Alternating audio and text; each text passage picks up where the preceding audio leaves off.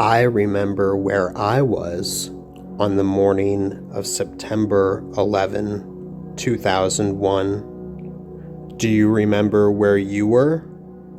Anyone who lived through that jubilant time period remembers. It'd be similar to the people in the 1960s when they'd ask each other, "Hey, do you remember where you were when Kennedy got shot and then later died?" Some people, like my parents, the baby boomers, got to go through both tragedies. Boom! Suddenly, just like the Kennedy assassination, an innocence lost, a security breached. And of course, after both incidents, security was tightened. And for me, I was actually working up in a high-rise building myself. I was only 23 years old, working up in at the top of a high-rise building in downtown Denver called the Denver Petroleum Club. And this would have been similar to working at Windows of the World, which was a restaurant, famous New York City restaurant on top of the North Tower, the one that got hit first. They were the first to die. They were the people that had to jump, about 100 of them. And sometimes if I had to work the next day, instead of taking the bus all the way back to my parents in the suburbs where I lived at the time, I would just sleep on the floor of one of these coworkers. And so I was woken up as big fat waiter who's maybe in his late 40s at the time. He would die about 5-6 years later of alcoholism, but he became this terrible alcoholic, drinking all this vodka all the time. He was already drinking. He said, "Brandon, wake up, look at this." And of course, we used it as an excuse to get out of work, and we didn't feel comfortable. A lot of people don't know that a lot of our major American downtowns have their own World Trade Center towers. Denver has 2 buildings, and about the size of where I worked. And we had pretty much top floors 45, 46, 47. So the average skyscraper isn't much taller than that. I think Denver's tallest skyscraper comes in maybe at 55, 60 floors, so just a little bit taller than this one.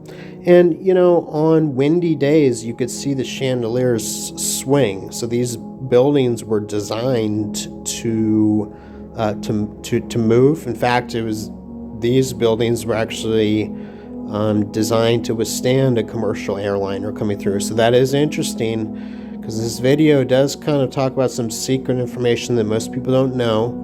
Not any conspiracy theories like Alex Jones. I don't like that. I stopped listening to him after he tried to tell people it was an inside job.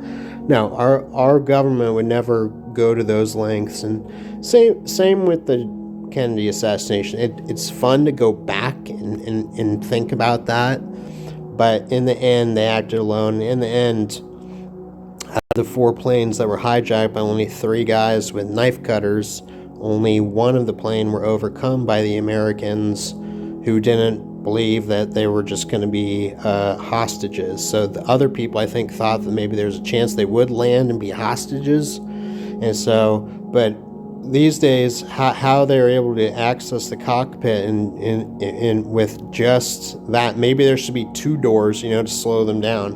How they're able to do that with only box cut knives and some sticks or whatever, maybe they should have been scrutinized more, if we're getting these attacks. So that's what this video is going to be about, and it's also going to be about some interesting information that a lot of people don't know. For instance, the next thing that really stands out is the tallness of this. So Windows of the World here was up on 97, 98, 99. These buildings had an array of different companies and workers, insurance companies. But one thing they all had in common was they were all probably go-getters, people who went the extra mile, people who had the privilege of working in this iconic building.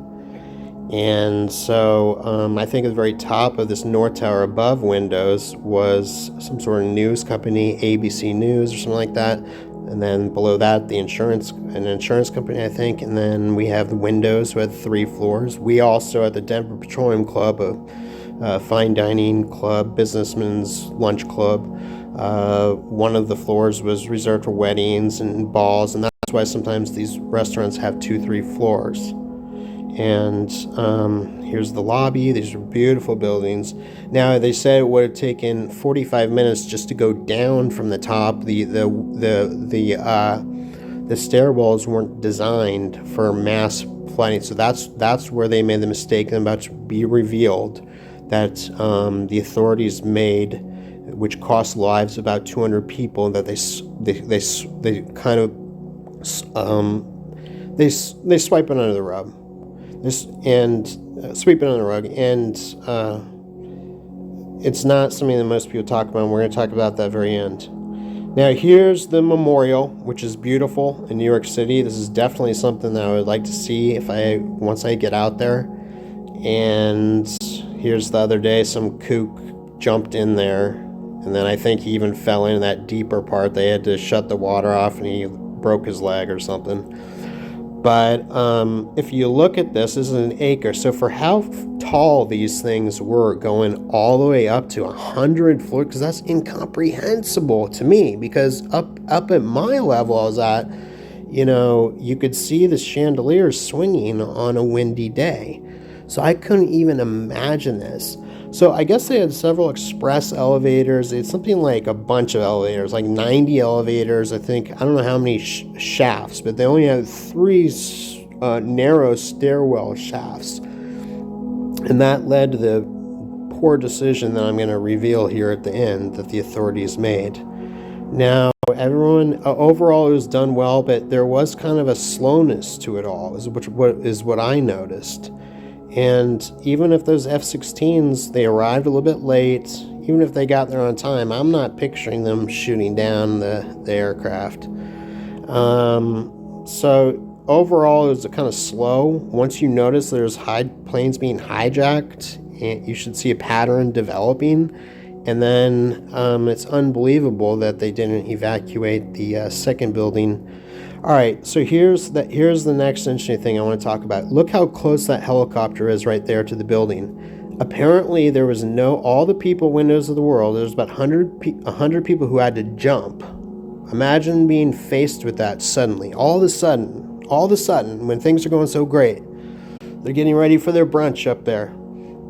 Now, why couldn't they? I know this sounds like out of a comic book, but why couldn't there be some sort of emergency where they rig together at least 3 or 4 of those rope swings and get them? That helicopter could have got close enough to a building. Could you imagine if they saved 10 or so people? Could you imagine being one of the people that successfully leapt onto the helicopter rope or whatever, and now you're swinging through New York City like in a Spider-Man movie? I mean, that would be so epic to tell someone that in a bar, if you survived.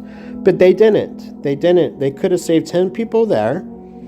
And then I guess that'll just bring us up to some of our final statistics here. All right, here's this Marriott, which was demolished, which was pretty much a part of it, right in between them.